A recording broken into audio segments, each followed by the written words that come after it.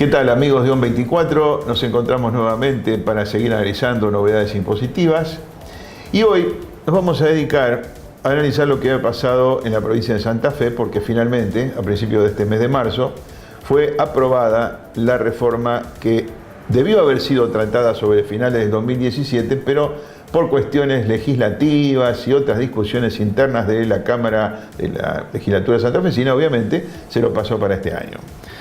¿Qué nos encontramos? En primer lugar, el porqué de esta reforma impositiva, porque no es solamente la ley de reforma, sino que es una confluencia de una ley de pymes santafesinas, que en su momento lo hemos hablado, es una ley que trata de beneficiar a las pymes a través de un procedimiento de estabilidad fiscal. Significaría esto que no le van a aumentar las alícuotas hasta un determinado periodo.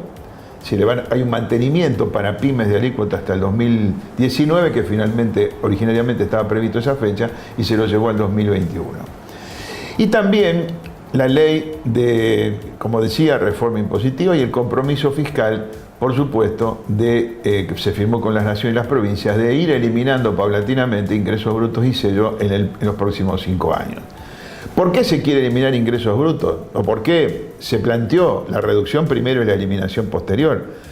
Porque el impuesto tiene una característica muy lamentable, que es un efecto cascada y efecto piramidación, que son dos conceptos de las finanzas o de lo que podría ser derecho financiero, en el sentido de que es un impuesto que afecta en todas las etapas, y por eso es en cascada, porque pega en todas las etapas, se forma un costo en cada una de las etapas que se traslada a la siguiente.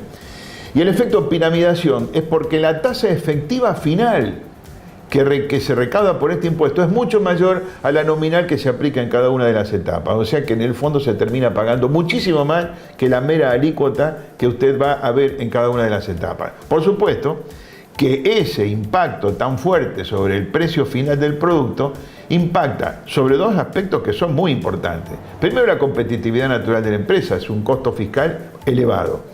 Y por supuesto, para el comercio exterior significa un costo adicional en el precio que se forma para vender a otros países. O sea que en el fondo es un impuesto que se exporta a una elevada tasa que se viene acumulando a través de las etapas de la cadena económica comercial.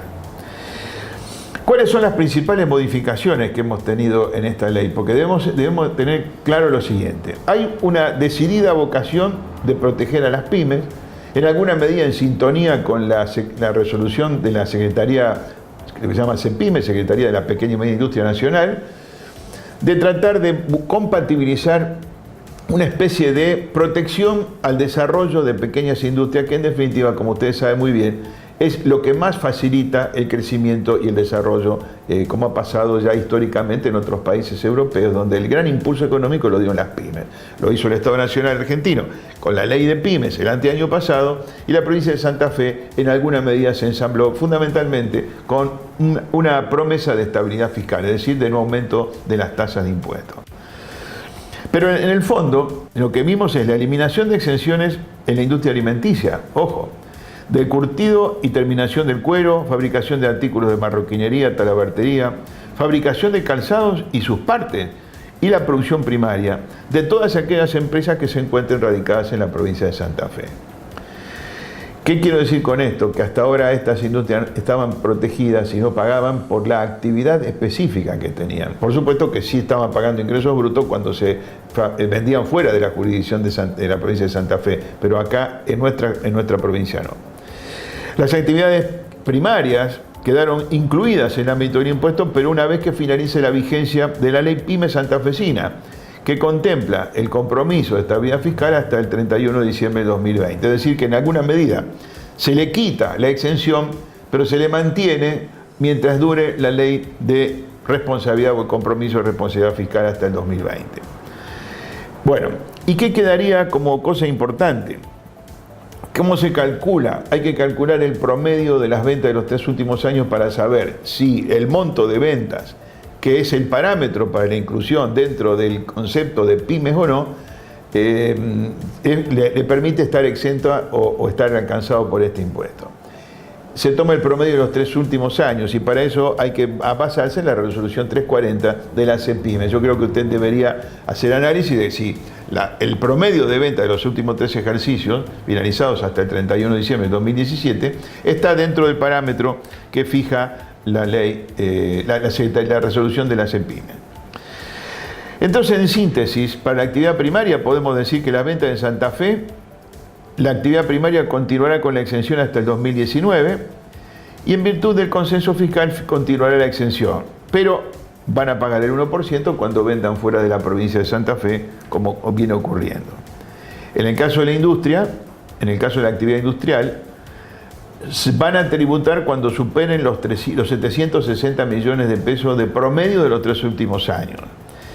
Ahora, hay un tema que es muy importante, que lo tengo que destacar y lo vamos a analizar después, pero queda claro de que las alícuotas, si el impacto de las alícuotas supera lo que se está pagando como carga tributaria hasta el 2017, hay un procedimiento para pedir la limitación a ese aumento. Es importante también decir de que todo este tema está ensamblado con algo que se ha venido discutiendo, que es lo que se ha llamado extraña jurisdicción. Extraña jurisdicción significó la vigencia, la aplicación de una especie de aduana interior, de un impuesto que gravaba las transacciones interprovinciales. Es decir, si usted vendía fuera de la jurisdicción donde está radicada su actividad, le cobraban un impuesto cuando vendía fuera, pero un impuesto adicional, no un impuesto normal, sino un impuesto fuera por no tener local en esa jurisdicción. Evidentemente hubo muchas, no quiero equivocarme, pero hubo más de 70 reclamos y la Corte Suprema de Justicia finalmente falló determinando de que no se podía aplicar un impuesto por extraña jurisdicción porque constituía una verdadera aduana interior. ¿Qué implicó eso? Que varias provincias como Buenos Aires y Córdoba, fundamentalmente, que conforman el eje más importante de recaudación de impuestos sobre los ingresos brutos, eliminaron extraña jurisdicción. Santa Fe lo hizo recién a partir de la reforma que tiene vida a partir de marzo. Con lo cual se va a generar un problema porque los meses de enero y febrero, extraña jurisdicción en Santa Fe siguió vigente. Ahí habrá que analizar cómo juega la vigencia de la ley con el fallo de la Corte, porque la ley de Santa Fe rige a partir de este mes, de marzo. No es, digamos, anterior, por lo cual durante enero y febrero habrá que ver qué conducta tomaron aquellas empresas que vendieron en Santa Fe y que pudieron haber tenido un sobrecargo por extraña jurisdicción.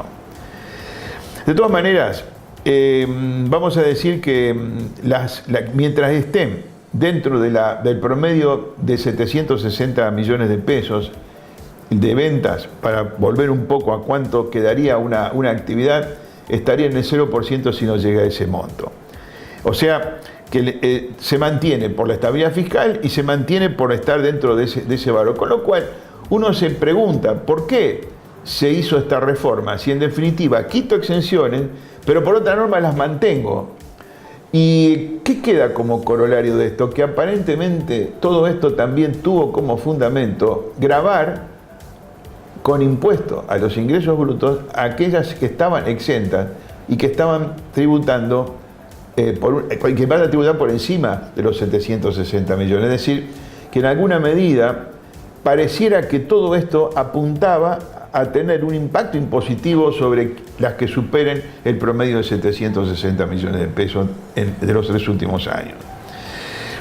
Bueno, finalmente, quienes superen ese tope, porque no tienen garantizada la estabilidad fiscal y porque por ende quedan alcanzadas de la siguiente manera: el 2% en el 2018, atención, que esa va a ser la alícuota para el 2018, 1.5% en el 2019, 1% en el 2020 y 0% en el 2022. O sea que recién en el 2022 se liberaría de ingresos brutos. Repito, 2, 1,5, 1 y 0, progresivamente. Pero tenemos que dejar pasar todavía prácticamente 5 años para que este impacto desaparezca. Pero el año 2018 va a tener un impacto importante de ese 2%. Hay nosotros le llamamos una especie de válvula de escape o una especie de impuesto de norma compensatoria que establece un mecanismo complejo, pero un mecanismo al fin, donde permite, como decíamos antes, que si usted, al hacer la aplicación de este nuevo procedimiento, con las nuevas alícuotas, partiendo de la base que va a pagar menos si vende a Buenos Aires o a Córdoba, fundamentalmente porque no le van a cobrar extraña jurisdicción a la tasa que tenía, sino que va a tener la tasa reducida, con lo cual le va a bajar la presión fiscal por venta, por ejemplo, a Buenos Aires o Córdoba. Y eso hay que compararlo también con globalmente cómo queda su conformación de la alícuota, porque tenemos que ver que en Santa Fe la alícuota general pasó del 3,6 al 4,5. ¿Qué es lo que dice un artículo que está en la nueva ley, que es el número 25? Que hay que hacer una especie de presentación, una presentación al API diciendo: la situación fiscal mía actual con el nuevo escenario, tomando lo que pago de menos afuera más lo que puedo pagar de más en Santa Fe, me representa más que lo que estaba pagando en 2017. Y si yo soy pyme, como tengo el compromiso de estabilidad fiscal, tengo que pedir a la provincia que me autorice a pagar los datos históricos y no lo que prevén las nuevas normas. Es decir, que ese pedido, que habrá que hacerlo cuando se reglamente, pero va a tener que hacerse lo más rápido posible, porque ya marzo está venciendo en el próximo mes de abril y la ley recién sale. Eso va a ser un tema complicado porque la API tiene 30 días para expedirse y autorizarme a que yo pueda reducir mis alícuotas. Si no lo hace, está expresamente dicho que yo la puedo hacer por mis propios medios. Suponemos que esto no va a generar conflictos, de que pedir que uno pague menos no significaría mandar inspecciones para constatar de que lo que yo planteo está bien o mal, sino que simplemente es un procedimiento que la API lo tendrá que comparar y decir: el contribuyente tiene razón, pague por el régimen anterior o pague con la alícuota que tenía anteriormente. Pero, insisto, esa es una importante válvula de escape que queda como puerta abierta para poder controlar o limitar un exceso de presión tributaria global. Y por último, lo que es importante, recuerden, recién les comentaba el tema de extraña jurisdicción y las medidas cautelares que generaron definitivamente el fallo de la Corte Suprema, que fue la causa Bayer, emblemática causa, que prohibió la aplicación de una sobretasa porque realmente lo considera una aduana interior, cosa que también nosotros coincidimos. Pero ¿qué pasa? Previendo una catarata de juicios que podía recibir la provincia de Santa Fe, ¿de qué juicios me refiero? Y juicios de repetición de impuestos, porque si usted está radicado en Buenos Aires o en Córdoba y vendió en Santa Fe y le cobraba una sobretasa, usted ahora podría decir, si la Corte Suprema, no que se modificó la ley a partir de ahora de marzo, sino que la Corte me dijo que era inaplicable una sobretasa, o sea que nunca debió haber sido aplicada, podría dar lugar a que esas empresas digan: señores de Santa Fe, devuélvanme lo que pagué de más porque la Corte dijo que usted no podía cobrármelo. ¿Qué hizo el Poder Ejecutivo en el proyecto que fue aprobado en la legislatura?